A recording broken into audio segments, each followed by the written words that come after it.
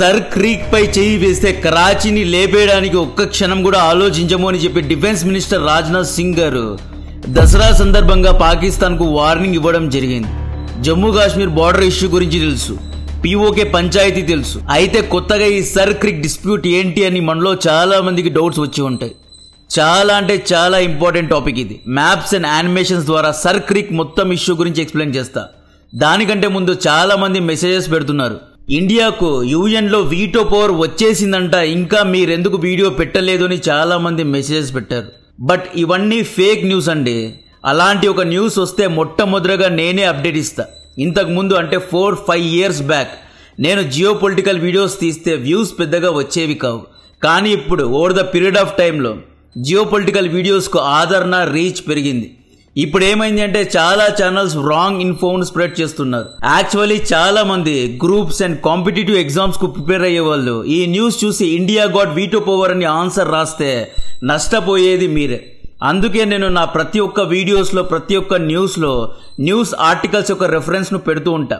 Editing కష్టమైన, research కష్టమైనా కూడా న్యూస్ ఆర్టికల్స్ పెట్టడానికి కారణం క్రెడిబిలిటీ అన్నమాట. భారత్, బ్రెజిల్ వంటి దేశాలకు వీటో పవర్ ఇవ్వడానికి పెద్ద మనసు ఉండాలి, అది ఆ దేశాలకు లేదు.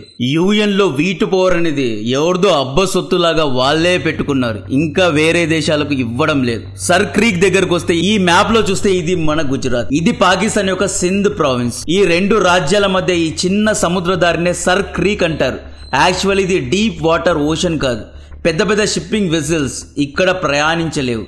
ఇది షాలో వాటర్ అంటే తక్కువ డెప్త్ ఉన్న సముద్ర దారి అన్నమాట. ఇక్కడ పెద్ద మొత్తంలో ఆయిల్ అండ్ గ్యాస్ నిల్వలు, అన్ట్యాప్డ్ రిసోర్సెస్ ఉన్నాయి అని ఎక్స్పర్ట్స్ చెబుతూ ఉంటారు. కరాచీ పోర్ట్ కు ఇది చాలా దగ్గరగా ఉంటుంది. సర్ క్రీక్ నుండి అరేబియన్ మహాసముద్రం పైన, భారత్ పైన కూడా నిఘాను ఉంచవచ్చు. యాక్చువల్లీ అరేబియన్ సీ దగ్గర, రెడ్ సీ దగ్గర సముద్ర దొంగలు చాలా ఎక్కువగా ఉంటారు. ఈ సర్ క్రీక్ నుండి సముద్ర దొంగల పైన కూడా నిఘాను ఉంచవచ్చు.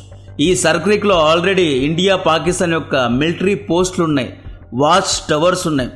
రెండు దేశాల యొక్క సైనికులు ఇక్కడ పాట్రోలింగ్ చేస్తూ ఉంటారు. అయితే ఈ ఏరియా మొత్తం డిస్ప్యూటెడ్ గా ఉంది. ఈ సముద్ర దారి అనేది ఈ మ్యాప్ లో చిన్నగా కనిపించవచ్చు, బట్ ఇది 96 kilometer లాంగ్ ఉంది.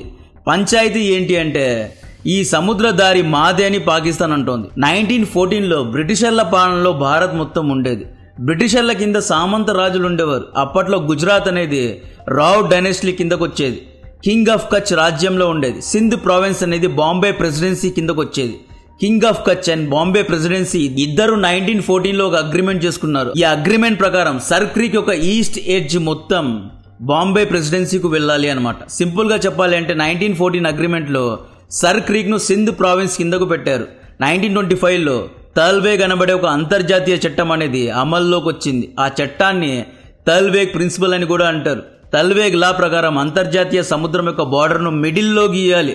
సర్ క్రీక్ అనేది ఒక సముద్ర దారి, సముద్ర బార్డర్ కాబట్టి సర్ క్రీక్ ను కూడా మధ్యలో గీయాలి, సెంటర్ లో గీయాలి. హాఫ్ పాకిస్తాన్, హాఫ్ ఇండియా పంచుకోవాలి, ఇద్దరు పంచుకోవాలి. అయితే పాకిస్తాన్ సరి సమానంగా పంచుకోవడానికి ముందుకు రావడం లేదు. ఈ డిస్ప్యూట్ నే సర్ క్రీక్ డిస్ప్యూట్ అంటున్నాం. ఈ సర్ క్రీక్ లో ఆయిల్ అండ్ గ్యాస్, ఫిషింగ్ పెద్ద ఎత్తున ఉన్నాయి.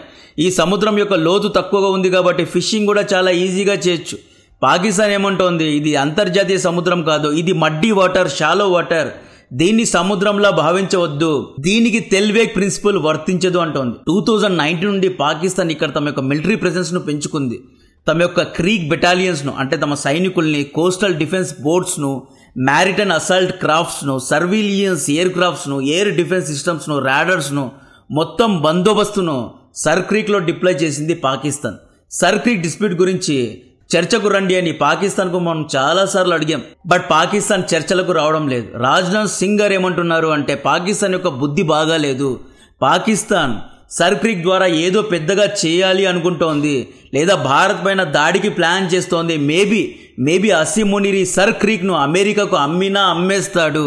ఇండో పెసిఫిక్ ఓషన్ పైన నిఘాను ఉంచడానికి అమెరికన్ ఆర్మీ బంగ్లాదేశ్ లో సెయింట్ మార్టిన్ దీవులను కాజేయాలని చూసింది. ఇప్పుడు పాకిస్తాన్ లో మేబీ సర్ క్రీక్ ను కూడా అమెరికన్ ఆర్మీ కాజేసినా కాజేయచ్చు. వీళ్ళ బుద్ధి బాగాలేదు అని రాజ్నాథ్ సింగ్ గారు హెచ్చరిస్తున్నారు.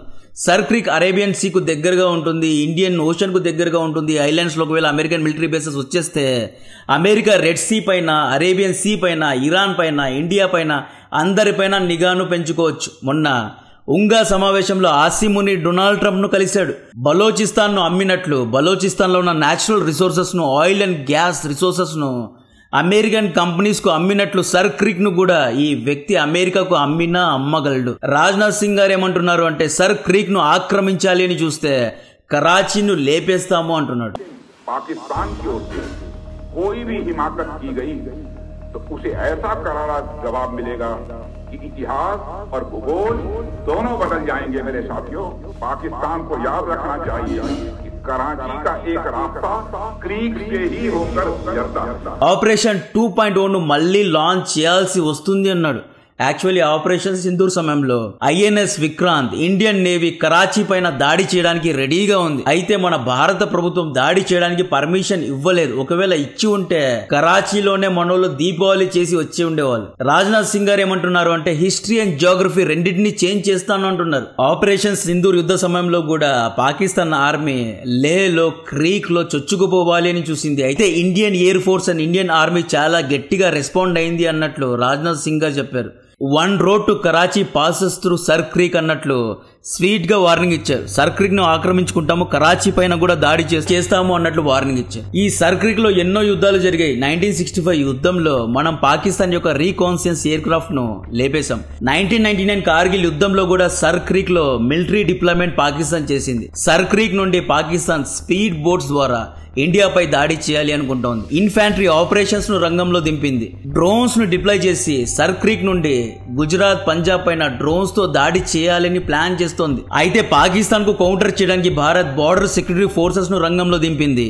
Akash anti missile defence system ను, లేయర్డ్ ఎయిర్ డిఫెన్స్ సిస్టమ్స్ ను, ఇండియన్ నేవీను, P-81 పెసోడియన్ ఎయిర్ క్రాఫ్ట్స్ ను రంగంలో దింపింది. మ్యారిటైమ్ పాట్రోలింగ్ వెహికల్స్ ను, బ్రహ్మోస్ మిసైల్స్ ను అన్నిటినీ రంగంలో దింపారు. ఒకవేళ పాకిస్తాన్ లలిత కళలు చూపించాలి అని చూస్తే డెఫినెట్ గా మేము కూడా రెస్పాండ్ అవుతాము అన్నట్లు వార్నింగ్ ఇచ్చారు. కరెంట్ సిచ్యువేషన్ ఎలా అయిపోయిందంటే అమెరికా భారత్ కు పూర్తిగా అగేన్స్ట్ అయిపోయింది. ఆసిమ్ మునీర్ డొనాల్డ్ ట్రంప్ కు ఏం మాయ చేశాడో తెలియదు గానీ పూర్తిగా డొనాల్డ్ ట్రంప్ ఆసిమ్ మునీర్ వైపే ఉన్నాడు.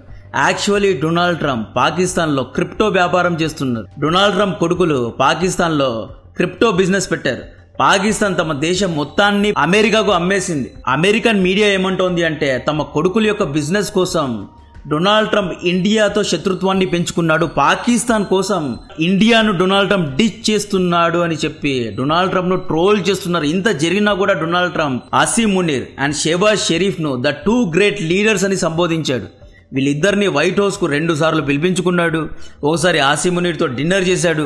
ఒకసారి Asim Munir western command, centre American command యొక్క ఫంక్షన్స్ కు కూడా అటెండ్ అయ్యాడు. ఉంగా మీటింగ్ లో ఆసిమ్ మునీర్ లిటరలీ ఒక సేల్స్ మ్యాన్ లాగా రేర్ అర్త్ మెటల్స్ ను ఒక సూట్ కేసులో తీసుకొచ్చి డొనాల్డ్ ట్రంప్ కు చూపించి మా దేశంలో ఎన్నో అరుదైన ఖనిజాలు ఉన్నాయి, రండి వచ్చి మా దేశంలో వ్యాపారం చేయండి, యుఎస్ఏ మైనింగ్ కంపెనీస్ అన్ని పాకిస్తాన్ కు రావాలి అన్నట్లు పిచ్ చేసి వచ్చాడు. సో ఆసిమ్ మునీర్ ఏమైనా చేయగలడు.